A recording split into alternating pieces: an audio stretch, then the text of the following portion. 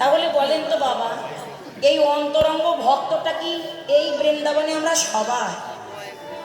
কি বাবা, আমরা কি সকলেই ভগবানের অন্তরঙ্গ ভক্ত? বললেন না। তাহলে অন্তরঙ্গ ভক্ত কেমন তারা? কাকে বলে অন্তরঙ্গ ভক্ত?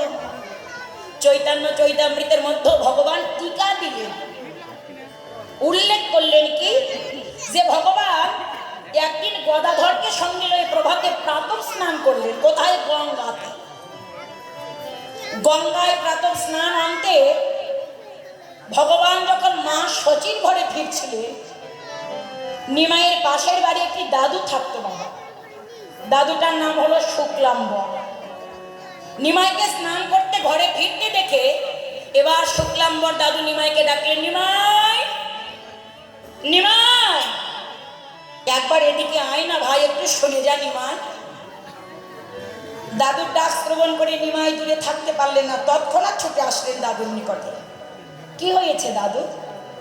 আমাকে ডাকলে? দাদু কিছু বলবে তুমি? বলো, কেন ডেকেছো, কি কারণে ডেকেছো বলো। শুক্লাম্বর বললেন, নিমাই, অনেকদিন ধরে তোকে আমি একটি বলি বলি করছি প্রশ্ন, কিন্তু বলতে পারছি না। তো আজকে ওই প্রশ্নটা করব, ওই প্রশ্নের উত্তরটা দিলে তবে তুই আমার কাছ থেকে যাবি, নইলে তোকে আজকে আমার কাছ থেকে যেতে দিব না। শুক্লাম্বরের কথা শ্রবণ করে নিমাই বলছে, দাদু বলো তোমার প্রশ্নটা কি?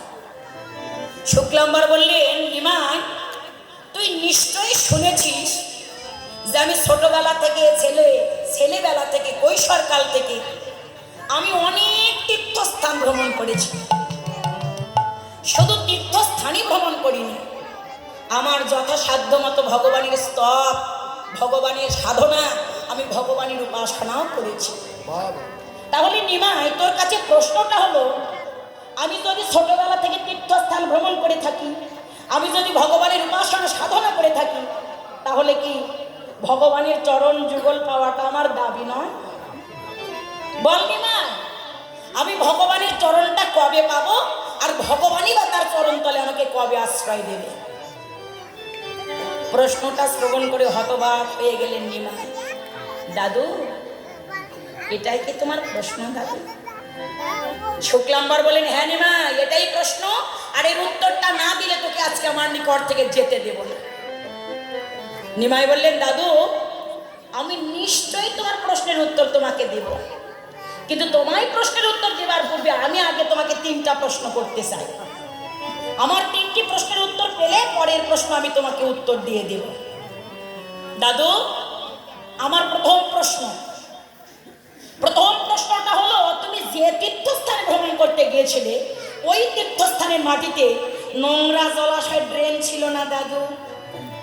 নোংরা জলাশয়ের ড্রেন ছিল না, সেখানে ছোট্ট ছোট্ট কীটকে দেখেছিলে, কীট পোকা ছিল দাদু? তীর্থস্থানের মাটিতে নোংরা জলাশয়ের ভিতরে কি কীট দেখেছিলে, পোকা? শুক্লাম্বর উত্তরে বলেন, হ্যাঁ রে নিমাই, আমি তো নোংরা জলাশয় দেখেছিলাম, আর তার ভিতরে কীটও ছিল।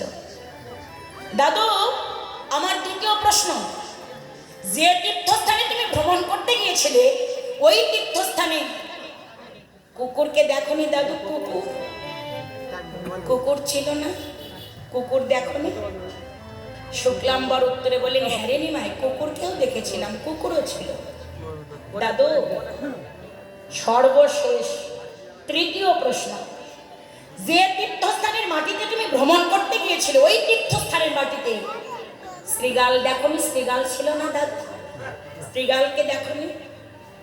শুক্লাম্বর উত্তরে বলেন, হ্যাঁ রে নিমাই, আমি কীট, আমি কুকুর, আমি শ্রীগালকেও দেখেছি। নিমাই বললেন, দাদু, তবে এবার আমি তোমাকে তোমার প্রশ্নের উত্তরটা বোঝাই দিব, তুমি মনোযোগ সহকারে প্রশ্নের উত্তরটা শ্রবণ করো। দাদু, যে তীর্থস্থানে তুমি কীট, কুকুর, শ্রীগালকে দেখেছিলে, ওরা কিন্তু ওই তীর্থস্থানের মাটিতেই জন্মগ্রহণ করেছে। সারাটা জীবন ওই তীর্থস্থানের মাটিতেই তারা কাটাইয়ে দেবে, এমনকি ওই তীর্থস্থানের মাটিতে তাদের দেহ, তাদের প্রাণটাও রাখবে। দাদু, তারা কি কখনো কোনোদিন দাবি করে বলে, প্রভু তীর্থস্থানের মাটিতে আমাদের জন্ম, তোমার চরণ যুগল পাওয়াটা আমার দাবি। দাদু, কমাস কবছর কাটিয়েছ বলে তুমি প্রভুর চরণ পাওয়ার দাবি জানাচ্ছ। আছাড় খেয়ে পড়ে গেলেন শুক্লাম্বর নিমাই চরণে। নিমাই চরণে ও ভাই নিমাই রে, নিমাই রে, এতদিনে বুঝতে পারলাম আমার হৃদয়ে অহংকার আমিত্ব অভিমান এখনো যায়নি। তবে আমার প্রভুর চরণ পাওয়া ভাগ্যে হোক বা না হোক, ভগবান তোর ওই চরণে আমার এই মিনতি নিমা। এমন ভক্তের চরণ ছাড়া যেন আমায় কখনো করি